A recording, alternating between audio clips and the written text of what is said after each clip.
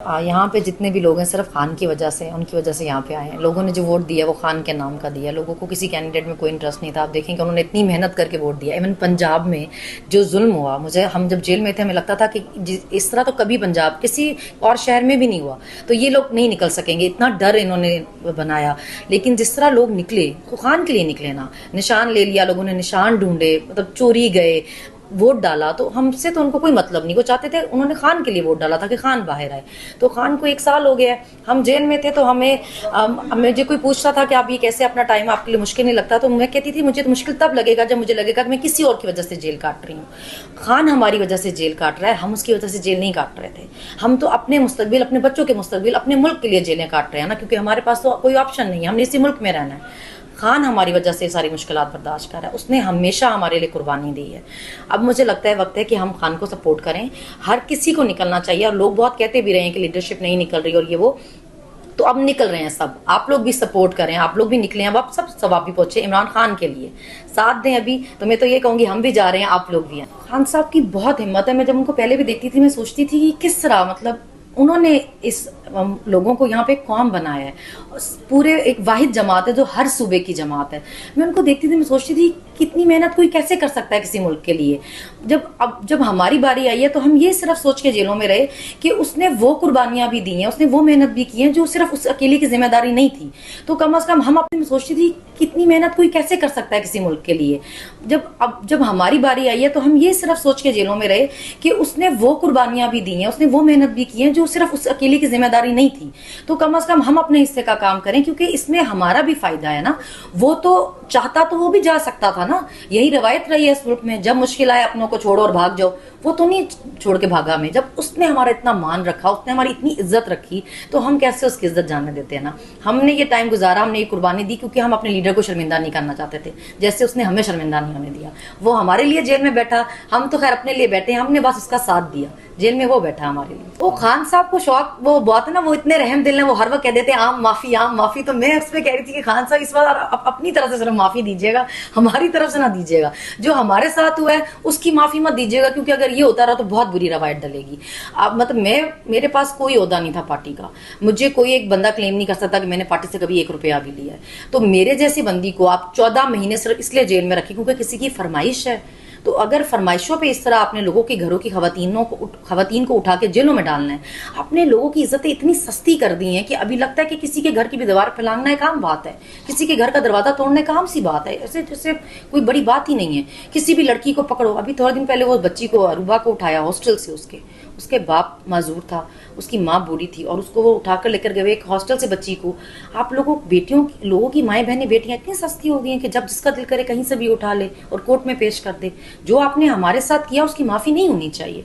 खान साहब अपने लिए अपनी तरफ से तो वो है ही बड़े रहम दिल, वो हर दफा ही कह देते हैं मैं माफ करूंगा। तो मुझे था कि अगर मेरे पास इख्तियार हुआ तो मैं कभी माफ नहीं करूंगा। मुकदमात हैं जिनमें चेयरमैन की वाइफ जो कि एक घरेलू औरत हैं, बुशरा बीबी, उनके मुकदमात हैं, उनको फिल फॉर ख़त्म किया जाए। और इलेक्शन ट्रिब्यूनल में जो हमारी सीट्स हैं, जो हमारी फॉर्म 45 की ऑलमोस्ट 60 सीट है हमारी, वो हमारी जो पंजाब में 60 हैं और 70 राउंड अबाउट हैं हमारी नेशनल असम्बली में, वो हमारे फिल फॉर फैसले किए जाएँ। और फिर हम कहते हैं कि अगर ये फैसले डिले करेंगे तो हमें दोबारा नए इलेक्शन की तरफ जाना पड़ेगा। और हम ये चाहते हैं कि जो आवाम का ये जो पैसा लग रहा है, ये जो आवाम कुड़ रही है और आवाम जो इस वक्त बिल्कुल दीवार के साथ लग चुकी है, इसके लिए ट्रांसपेरेंट और शफाफ इलेक्शन ज़रूरी है। अगर हमारा मैंडेट नहीं मिलता, मैं इससे साथ अपनी बात ख़त्म करूँगा।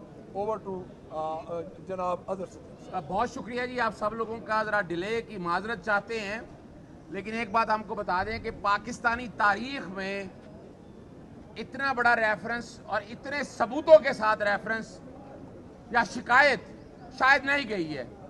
430 सफ़ात पर यह मुश्तमिल है, 214 सफ़ात का ये रेफरेंस है, और ये बात पुरानी है। हमने वो सबूत लगाए हैं कि डस्का इलेक्शन में पाकिस्तान तहरीक इंसाफ के साथ क्या किया।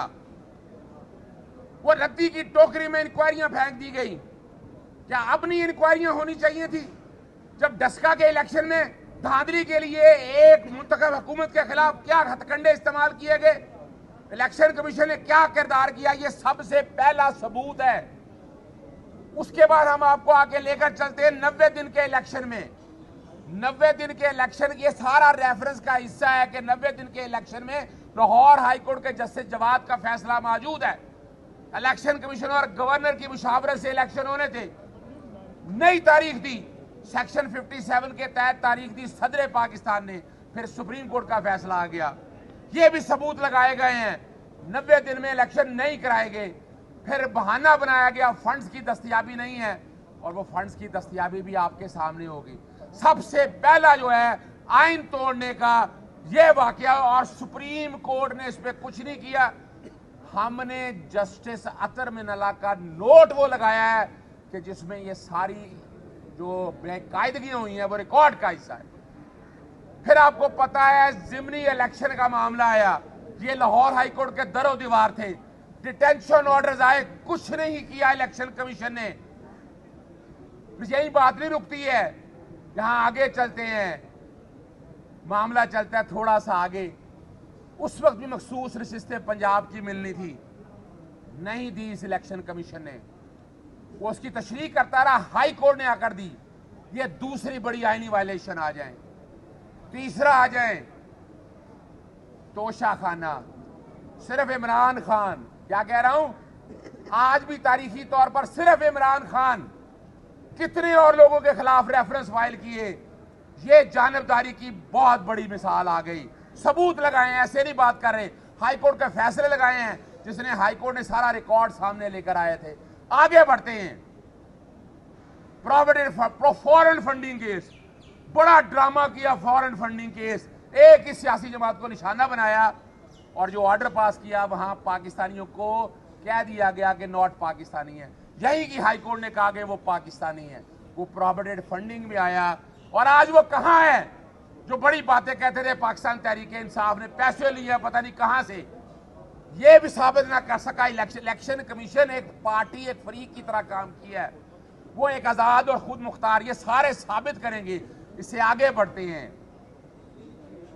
इलेक्शन शुरू हुए, कैसे कागजात नामजदगी छीने गए, किस तरह रिटर्निंग ऑफिसर ने ऑर्डर पास किए। तारीख में इतने ज्यादा ऑर्डर पास नहीं हुए, हाई कोर्टों में मामले आए, और यहां फुल बेंच में 100 से ज्यादा। फिर सुप्रीम कोर्ट मामला गया, और इलेक्शन कमीशन ने कोई इस पे आज तक लिखते रहे, कोई रिपोर्ट दाखिल नहीं की। अब आगे बढ़ते हैं, सिंबल लेने का आ जाते हैं। आइन कैसे तोड़ा, सिंबल ले लिया, ये रिकॉर्ड की बातें हैं। इसके अंदर सबूत लगाए हैं कि 17 जनवरी को मौजूद है, गुजर साहब मौजूद हैं, शेख इम्तियाज, फरद भाई मौजूद हैं। आज भी चले जाएं पाकिस्तान तहरीक इंसाफ की वेबसाइट के ऊपर, कौमी असेंबली के डिटेलें सारी पड़ी हैं। 296 पंजाब असेंबली की डिटेल है, उनके मेंबर है। किसने कहा कि आजाद थे? ये वो सबूत हैं जो साथ लगाए हैं कि इलेक्शन कमीशन ने कहां कहां जानबदारी की है। फिर हम आगे बढ़ते हैं, सिंबल ले लिया गया। ये शेख साहब बैठे हैं, इन्होंने दरखास्त लिखी इलेक्शन कमीशन को, मुझे पीटीआई का बल्ला दिया जाए। लाहौर हाईकोर्ट में फॉर्म 33 की एप्लीकेशन आई कि पीटीआई को फॉर्म 33 में लिखा जाए। लाहौर हाईकोर्ट ने इलेक्शन कमीशन को कहा, और इलेक्शन कमीशन ने फॉर्म 33 में नहीं लिखा, यहां भी आइन तोड़ दिया। फिर हम आगे बढ़ते हैं मखसूस नशिस्तों की तरफ। मखसूस सिस्टम में जो फैसला हुआ, और सुप्रीम कोर्ट ने रात 11 बजे फैसला दिया था, ये रिकॉर्ड है, सबूत लगाए हैं साथ। लेकिन 11 बजे पाकिस्तान तहरीक इंसाफ के 4 बजे तक सबको आजाद डिक्लेयर कर दिया। अब जो जस्टिस गाजी फैसल साहब जो इनकी बड़ी प्रोटेक्शन करते थे, जमाल मंदुखैल के पैरा 5 में लिखा है कि इलेक्शन कमीशन ने आइन तोड़ा है। ये वो सब आईनी वायलेशन है। और अगली आखिरी बात आपके सामने, अभी ताजा तरीन रिपोर्ट आई है पतन की। पता है पतन आपको, NA 130 किसका है? नवाज शरीफ का हल्का, जहां 100% या 102%। हम नहीं कह रहे, इसमें पाकिस्तान तहरीक इंसाफ किसी हवाई बात पे नहीं जा रही है।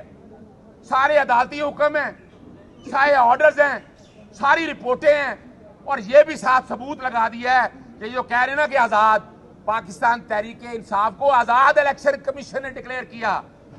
आर्टिकल 6 तोड़ा है उसने कहां कहां इलेक्शन कमीशन के लिए किरदार हम बताएंगे आपके सामने।